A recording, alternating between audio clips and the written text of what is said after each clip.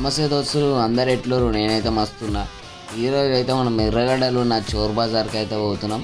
చోర్ Bazar blog చేయనీకి మా boys కూడా వచ్చేసి పొద్దుగా 5:30కే లేచి ఫస్ట్ ఏంటంటే ఒక చలి పెడుతుంది, ఛాయ్ తాగినాం. ఫస్ట్ తాగి మంచిగా దిగి ఒక 10 ఛాయలు చెప్పి మంచిగా ఒక ఛాయ్ తాగి ఒక్కొక్క సిప్పు ఉంచుంటే మంచిగా అనిపించింది.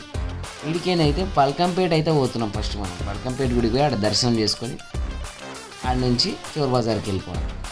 పల్కంపేట పోగానే గంట టైం పట్టింది దర్శనానికి. ఫుల్ రష్ ఉంది లోపల. అబ్బా, దేవుని అమ్మవారిని అయితే మొక్కి చక్కగా చోర్ బజార్కి అయితే వచ్చేసినాం. అమ్మ ఈరోజు చూసినట్టయితే నేను ఏడ చూడలే భయ. చిన్నపిల్లల నుంచి చచ్చిపోయే ముసలోని దాకా వాళ్ళకి ఏమేమి అవసరం వస్తాయో అవన్నీ ఉన్నాయి. ఇంట్లో తెచ్చుకోనికి పిట్టెలు, కుక్క పిల్లలు, పిల్లి పిల్లలు, కోడి పిల్లలు, పెద్ద పెద్ద కోళ్ళు, నాటుకోళ్ళు, మేకలు,